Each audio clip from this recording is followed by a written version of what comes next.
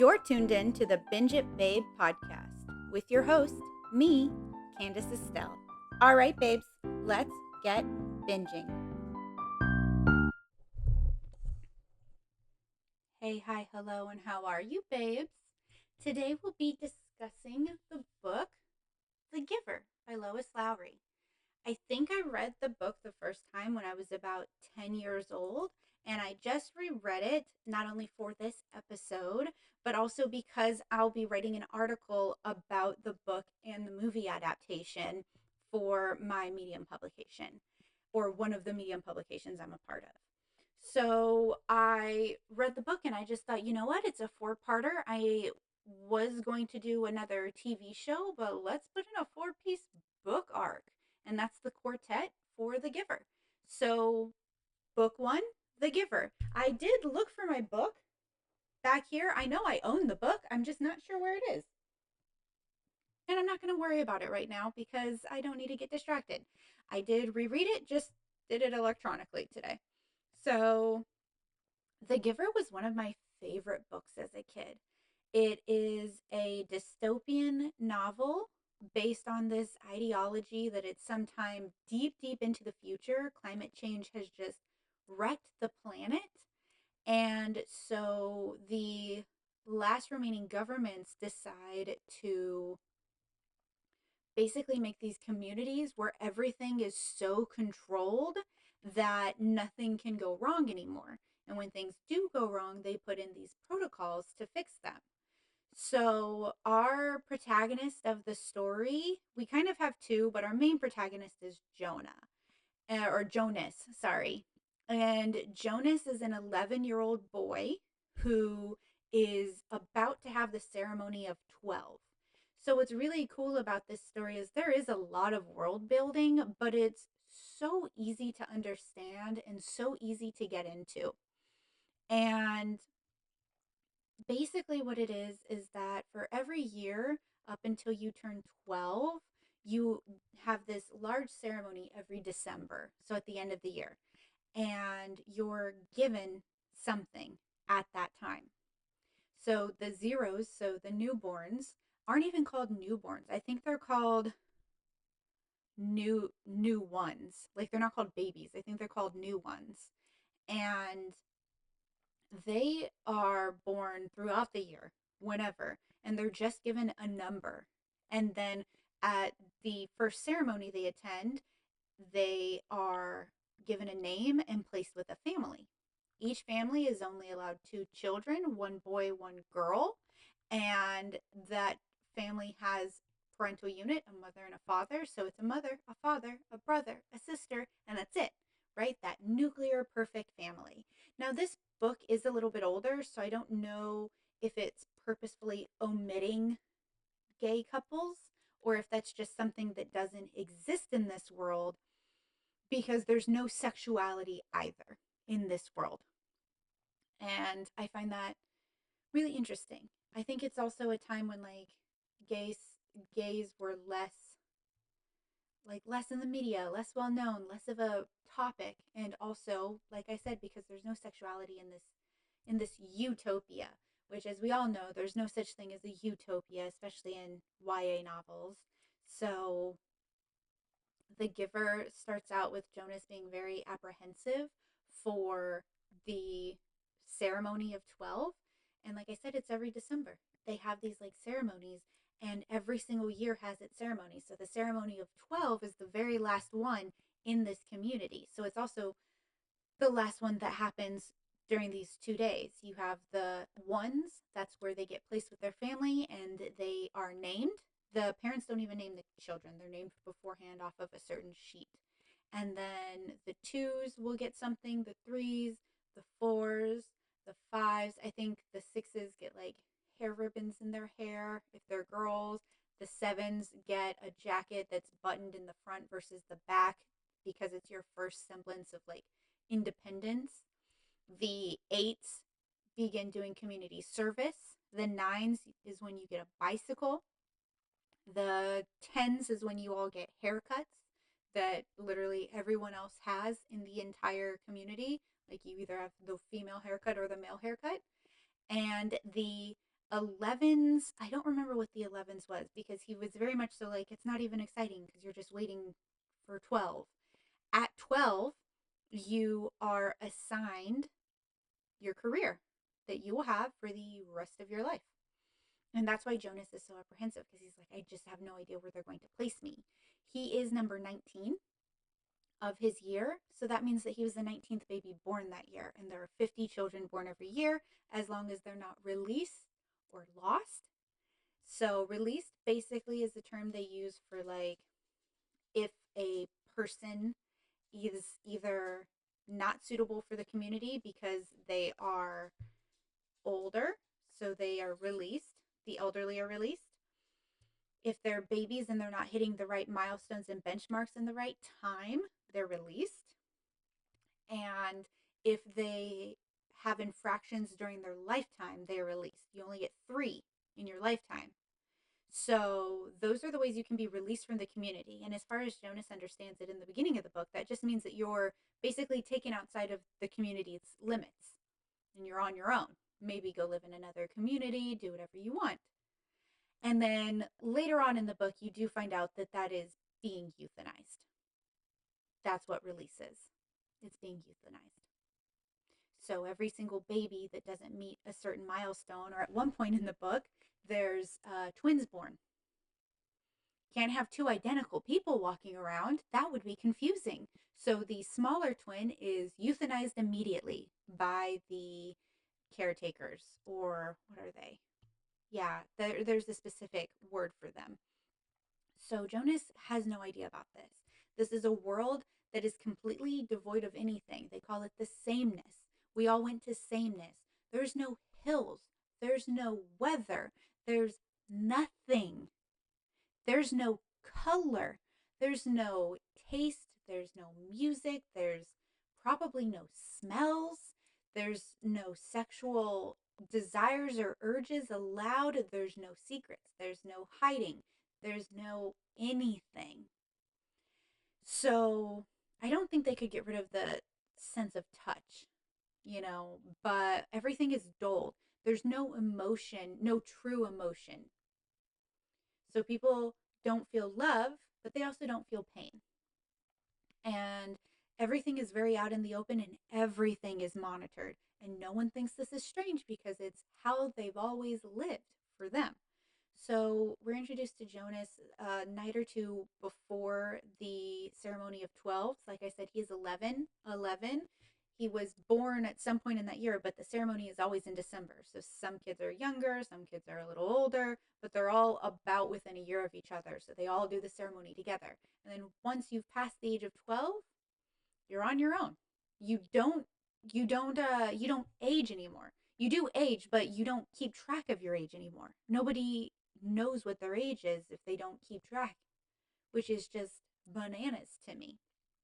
So Jonas has this moment with an apple that he kept from a recreational snack time at school because he noticed it did something weird and then it went away. And so he was like studying it really hard and he couldn't figure out what it was.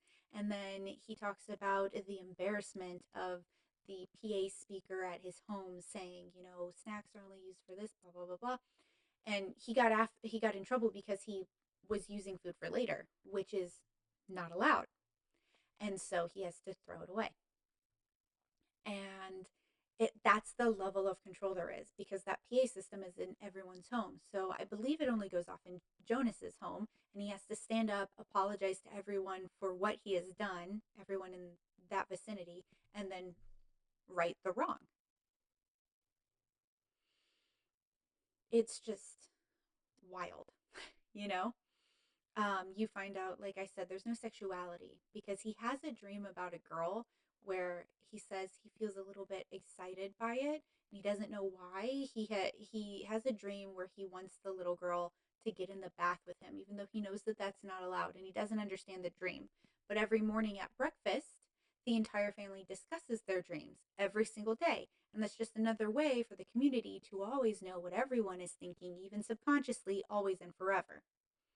And so he explains the dream, and then they let him know, oh, those are called the stirrings. We all get them. And now you're going to be taking medication for the rest of your life so you don't have to deal with those things anymore. And he's just like, oh, okay. And he starts taking them. So basically, they medicate away the ability to have sexual desire. So then you're wondering, well, then how are their children? Oh, well, because some women are given the job of birth mom. Every year there's a new birth mom, you know, given. She gets to give 3 births every year, or 3 births. So 3 years of being a birth mom where she's fed and taken care of and does light exercise. And then after that, she is a laborer for the rest of her life until she reaches an age where she is considered elderly. Then she goes to a care home. And then after that, she's released, which, like I said, almost no one is aware. That means that she is murdered. Even they don't realize that it's murder because they don't feel anything, because their emotions are also dulled, I assume, through medication or water or something. I'm also very confused as to how you can get rid of colors, which is insane to me. But I mean, you're experiencing a lack of color now, so I am sure that you can understand. So they no longer have color, and they don't have emotion really, and that makes them very easy to. Pardon you, sir. Pardon you. This type of outbreak would not happen in the community. Please take a sit. Please take a sit. Now, Domino. Cállate. Are you done? Bad boy. They don't have animals. That's a good point. Thank you. They don't have animals. So when a baby is born, they're given a care object and it is taken away at their 8th ceremony. And they're told what the animal is called. And once it's taken away, it's just passed down to another generation of child. So Jonas's was a bear, and he's like, I have no idea what that means. And then Lily's, which is his little sister's, is an elephant. And so they don't have animals. They don't have anything. It's like the blandest way to live. But I think that's the point of the book, right? Is if everything's controlled and everything's bland, then it's not as exciting. But also everything's safe, right? It's safe and secure. So it's like, what do you choose? Do you choose to actually be alive? What's the version of being alive? Breathing or actually living, you know? I think that's the point, is that once you have someone who knows that there's another option, they would choose the other option every time over the monotony and blandness. Because during the 12 ceremony for Jonas, he's skipped over for all the normal jobs. And then at the very end, the chairperson is like, okay, we didn't forget you, Jonas. You've been given the very special job to be the receiver of memories. And he's like, the what? And she's like, we tried 10 years ago. And then the whole crowd kind of shuffles. She goes, you would not remember because you were, 2 at that point. And it was terrible. It was a tragedy. But we believe that you are a good match now. And we need you to do this work. It's very important work. It's very prestigious. You'll be on the council of elders. And, basically that's it. And she's like, it's a very prestigious job. Congratulations, Jonas. And he's like, what the hell does that mean? And then he comes to find out. He meets the current receiver of memories, but the receiver says, well, you're now the receiver. And he goes, okay, then what would I call you? And he goes, I guess now I'll be the giver. And he has Jonas take off his tunic, which seems weird, and lays face down on the bed. Also weird imagery for such a young child. And he'll put his hands on him, and through that he's able to transfer memories. And memories have colors and taste and feelings and emotions attached to them. And so Jonas doesn't take his medications anymore. He is now permitted to lie. He no longer has to share his dreams at the table or his feelings, and he's allowed to ask questions to any and everybody. There's no longer a rule or a law against him being rude, which is very interesting to me. And so the giver is giving him these memories, and it's everything from like sitting in the sun, on a sailboat, in a lake, on a beautiful day, to the feeling of famine and war and death and loss and fear. And Jonas doesn't understand what the purpose of this is. And the giver says, because if we don't carry this, the whole community does. And they don't want to suffer, which is why it's such an honor for us to do it. You know, they did, they made that decision before any of us can ever remember. Like even the community director or the big president, as far as I'm aware with this first book, they're not even aware of really anything outside of what their tasks are. You know, nobody actually knows what the real world is or was because they're not aware that that's not how they're living. Like that, they don't know. They don't know what sex is, nothing. Everything is dulled or taken away. And if it's a person who doesn't assimilate for some reason, biologically or whatever, they are released, which they don't realize means killed. And there's no sadness when someone dies because there's no emotion. It's just bananas. Um, Jonas's father is one of those like baby caretakers, and he brings home a baby who's having a hard time reaching his benchmarks. And he's like, I've been granted approval to give him another year because he was born much later, and hopefully he'll reach the right benchmarks. And then towards the end of the book, Gabriel is hitting all the benchmarks. He's just still a fussy sleeper, you know, because he's a 1 year old. But that's not the right benchmark. He's not hitting it. So the dad's like, I guess we'll have to release him. And this is right after Jonas finds out that release is actually euthanization. And now that he has feelings, he's upset and he's angry and he thinks his dad's a monster, but his dad doesn't have any emotions. Now, to me, I feel like there's something so primal about like loss of life and stuff like that that I don't know how you would not realize that you're doing something wrong. But I guess if you're always told that that's the way, I don't know. It's an interesting philosophical question, especially for a book that I read when I was so young, you know? I was really drawn to this book as a kid. I also read the second one when I was a kid and I didn't realize there were more. And now I know there are more, so I truly don't know what's going to happen in the rest of the stories. And I really don't remember Gathering Blue, which is the second book, very well.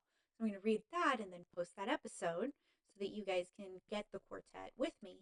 But this is one of the first times I'm actually recording something where I have no idea how things turn out. You know, with the TV shows, I legitimately have binged straight through them and then done the recordings, which sometimes also makes it difficult for me to remember things. So, yeah, this is exciting because I legitimately have no idea what's going to happen. I have a feeling that the higher ups really do know what the world is truly like, but I don't know. I don't know. So, this book, as Jonas is being given memories, he starts having the ability to feel. He obviously continues to get the stirrings because he's basically going through puberty. And his first glimpse of the real world is the fact that he does have the ability to see color. Just, it's a little piece at some point because the first thing he's able to see is the red flicker of an apple. And then he uses the memories, and in the memories, they're all Technicolor. And so once they all become Technicolor for him, that's that's really cool because that just means that like all of a sudden his whole world went from black and white to in color, which is pretty amazing because then he can see the red of an apple or the red of Fiona's hair or the red of a lipstick. And then it goes from red, now he can see yellow and he can see blue and he can see green. And I just found that so beautiful. Because isn't it just such a beautiful world to get to see in color, you know? It actually makes me feel kind of sad if I think about people who are like colorblind and stuff like that, you know? They can't see that. Or like there's animals that can see way more spectrums of color, which I find so cool and so interesting.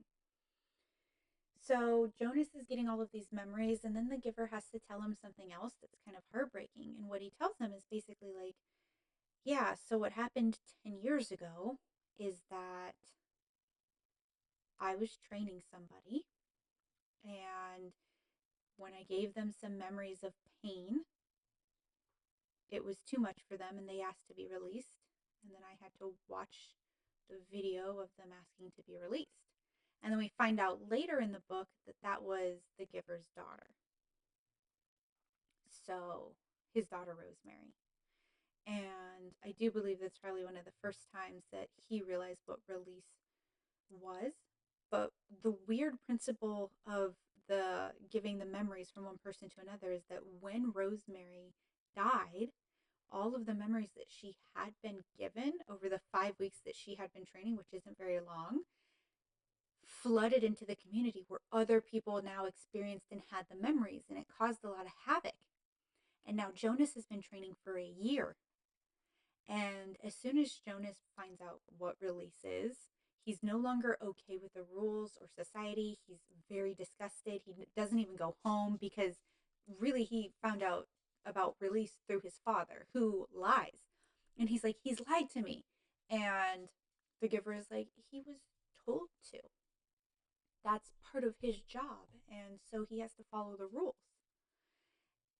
And it's just, oh, it's so creepy because in my head, I was just like, oh, how creepy. Like seeing your dad just like, later, skater, and kill a baby, literally hours old, hour old, maybe, minutes old, with nothing.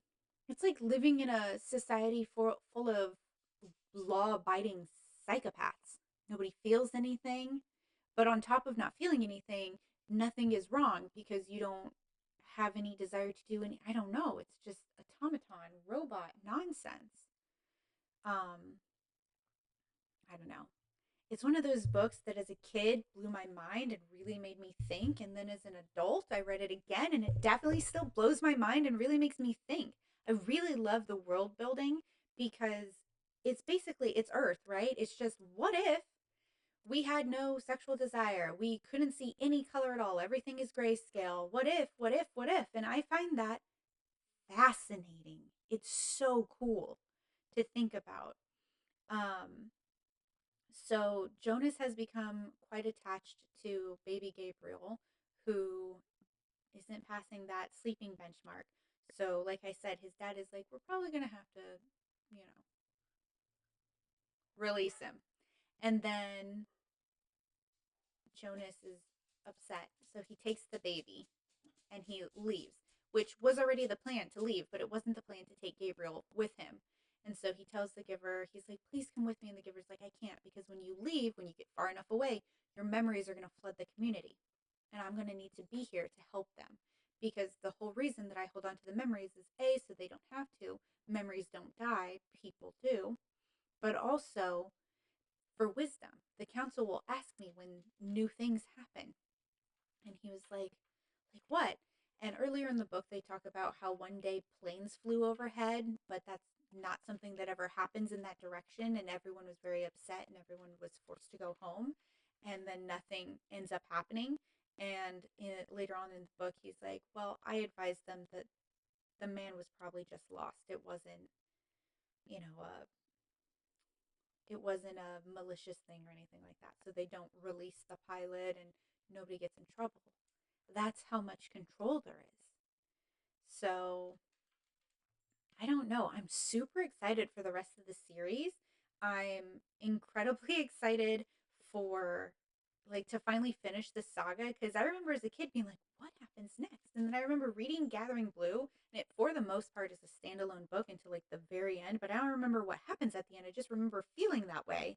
And I definitely haven't read Messenger or Son, so this is like an incredibly exciting new world for me, you know? And so I'm excited to see what comes of the rest of the series and what the roundup is, because for me, I couldn't be more excited than I am. So I hope that I've given you enough information about the book. If you haven't read it, I still recommend you read it. Just because I've told you things doesn't mean that the book won't be of value. And if you had read this book, like let me know how you feel about it. Was this a book you read in your childhood or as an adult? Or, do you love it? Do you hate it? And if you're wondering if I'm going to do an episode also on the movie, the answer is no. I hated that movie. It made me incredibly angry. I'm going to write an article about it, and that's it. I don't want to do an episode where I talk about it because most of my episodes are me doing stuff that I generally like. I don't want to do an episode where I'm mad the whole time. you know? Like, I can be sassy about things. I'll get passionate. But I don't want to do a whole episode where I'm like, and guess what else they messed up? It's why I'm not going to do a movie version of Where the Crawdads Sing. It's why I probably wouldn't do a movie version of. I can't think of something else that pisses me off right now, but plenty of things do. Oh, I probably won't ever do a Hereditary episode. I'm angry right now that I have ever seen that movie. It's not a bad movie, it was so terrifying. I am still upset that I have seen something like that. It makes, as soon as I think about it, I get kind of freaked out. I'll never watch it again if I can help it. I'm certainly not going to do an episode on it because A, I'd have to watch it again, and B, I don't want to think about it that hard. I don't want to think about it at all, actually. Let's get back to The Giver. It's beautiful, it's heartbreaking, it's unexpected, but not unreal. And it very much so makes me excited to see where else this story could take us or how the other books are going to be able to intertwine with each other. So, this is a quick one for me. It's a pretty short book, though. It's like maybe 150, 200 pages. So, it makes sense that it doesn't take me so long to explain it. You have Jonas, like I said. You have Fiona, who he has a crush on, but he does leave behind. You have Asher, who's his best friend, who's a little bit of a, he's a rowdy kid for that world. And you have his mom and his dad and his sister. But really, the main relationship is there between the giver and between Jonas. And I think what's most important is at one point, right towards the end, when they're figuring things out, and Jonas learns what love is because he finally gets to feel it through a memory of Christmas, which I think is so lovely, and grandparents and all of that. And he asked his parents if they love him, and they were like, well, you're supposed to be very precise with language. That's something they learn at like 6 years old. They have to be, or three, precision of language. And it's punishable if you don't get that right. And Domino's trying to be precise with his language. All he's talking is straight nonsense. Domino, please, my love, shush. No. So, he asks if they love him. Domino, stop, stop. Go away. He asks if they love him, and they're just like, well, that's a bad question because you need to be precise with your language, and love is a word that's archaic and not used anymore. I do believe you mean, do we find you enjoyable? Of course we do. Are we proud of you? Absolutely. And I was just like, that's not what love is. I mean, those are like aspects of enjoying someone or like, yeah, being proud. It's very bizarre. And then yeah, right before he leaves, the giver is like, I wish to be back with my daughter, which was Rosemary, and I do love you, Jonas. And Jonas is like, and Jonas loves Gabriel, the baby, and it's nice to see that that is the natural human way, is to love and to be giving and caring. And you would have to literally take away all of our emotions and all of our senses and everything that makes a human human for us to not engage in that manner. So, like I said, I'm excited for Gathering Blue. I hope you guys are too. And I will see you next time. Bye, babes.